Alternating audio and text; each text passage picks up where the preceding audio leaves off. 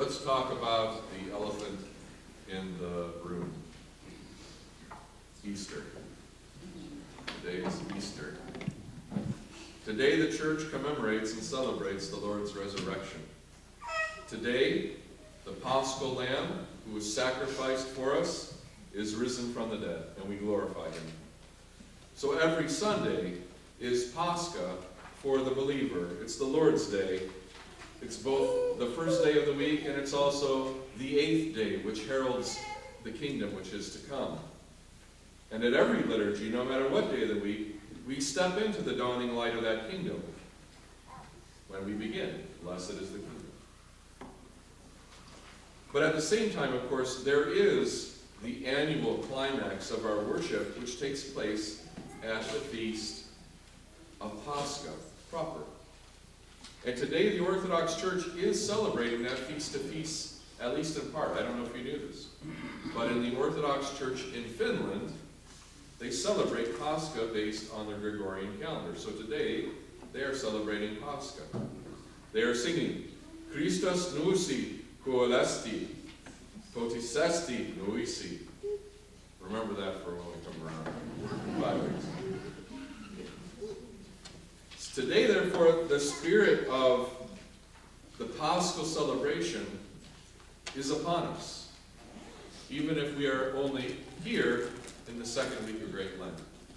And so let us make sure that we are clear about a number of things that relate to this great and all-holy feast that we are approaching, because there are, in fact, many misunderstandings about this. And I'm going to take you back to Sunday school a little bit today. Forgive me if this is not news to you. Maybe it is, maybe it's not. The first misunderstanding is about the word Easter itself. Now, this is the word which is used for the annual celebration of the Lord's resurrection in the English language. It has one relative. The word in German is Ostern. But in all the other European languages, the word for the Lord's resurrection is based on the Greek word Pascha, which is itself related to the Hebrew word Pesach. So in French it's what? Pâques. In Italian it's Pasqua, right? In Romanian it's Pasht.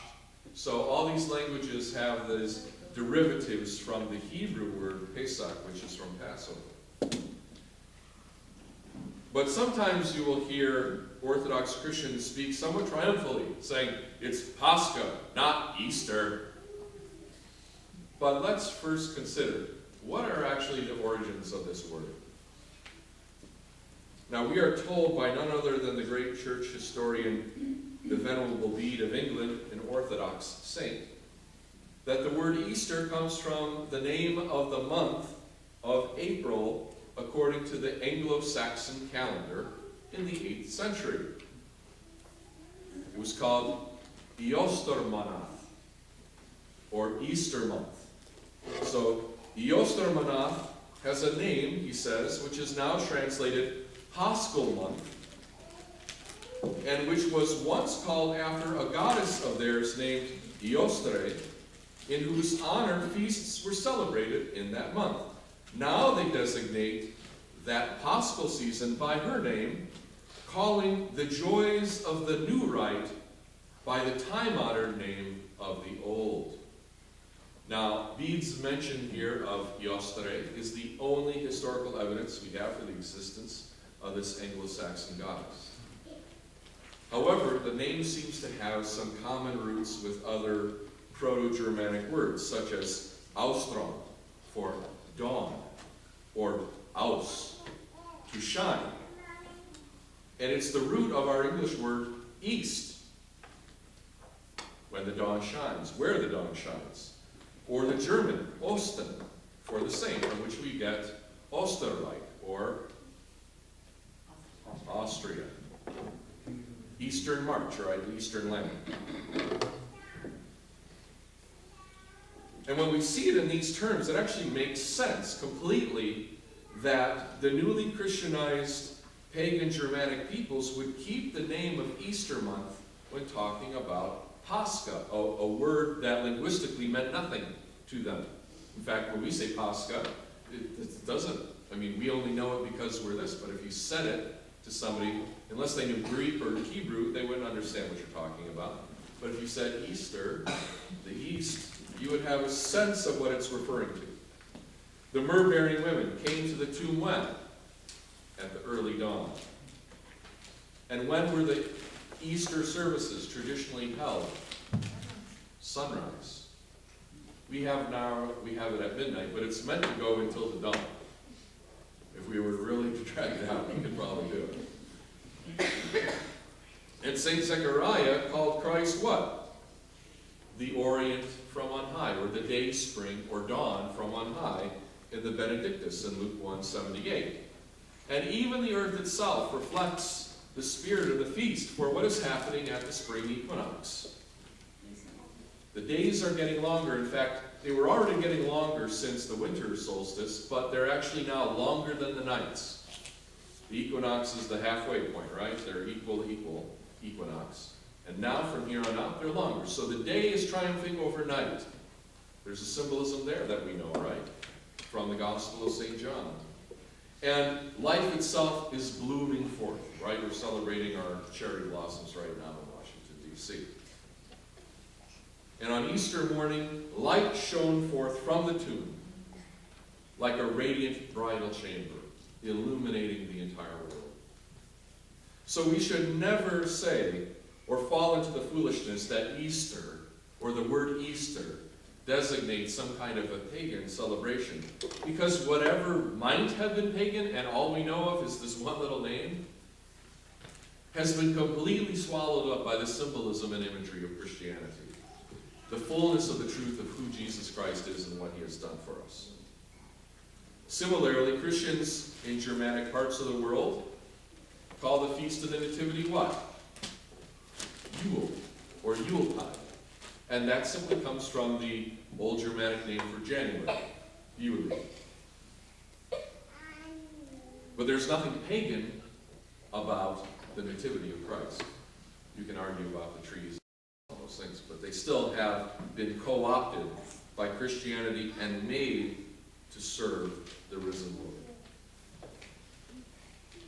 And if, by the way, you should see someone such as the Richard Dawkins Foundation sharing on their website a ridiculous meme which suggests that Easter is based on Ishtar, the Babylonian goddess, because Ishtar, Easter sound alike, please know that there's absolutely no historical evidence for that whatsoever. And that if you spread that yourself, or if somebody you know is spreading that, you should be ashamed of yourself for adding to the stupidifying of America. The argument that they want to make, though, is saying Easter is just a pagan fertility celebration. Well, it's not pagan, but it is a celebration of life.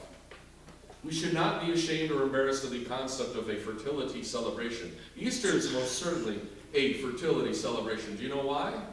Because life is blossoming forth from death itself.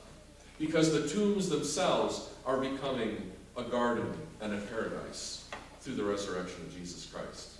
That is a fertility that goes far beyond anything the pagans ever even dreamed of. Jesus Christ said, I came that they may have life and that they may have it more abundantly. There is nothing more abundant in life than the resurrection of Jesus Christ and what it has done for us.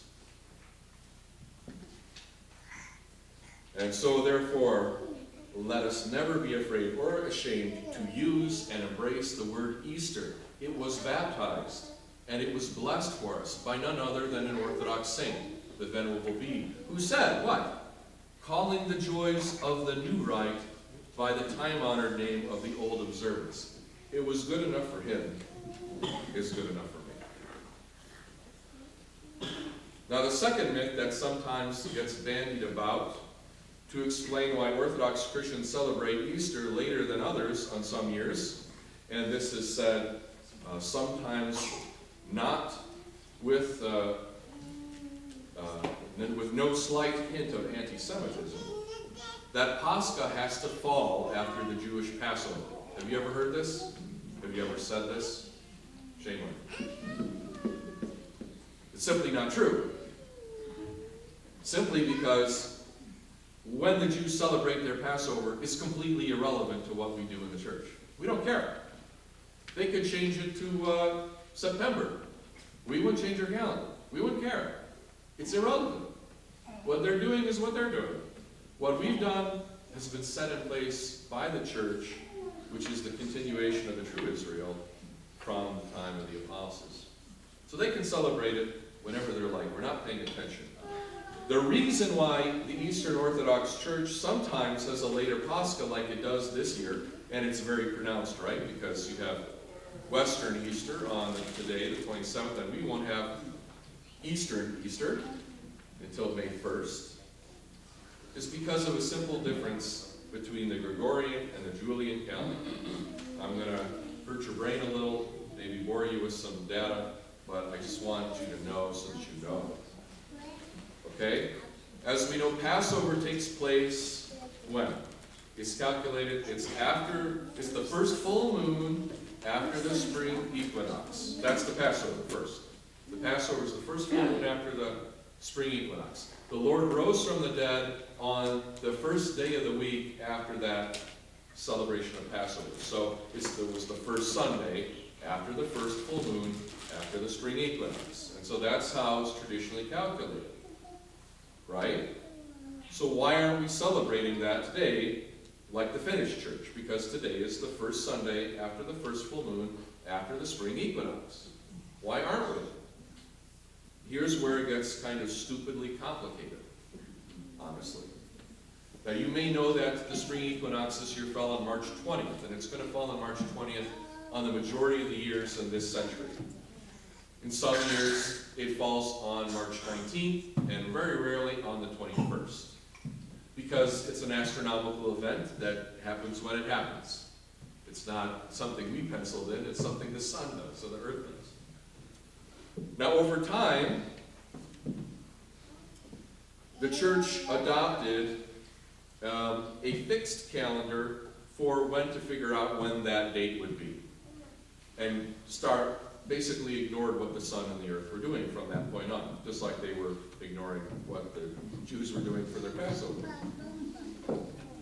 And so they said, from now on, it will be the first Sunday after the first full moon after March 21st on our calendar.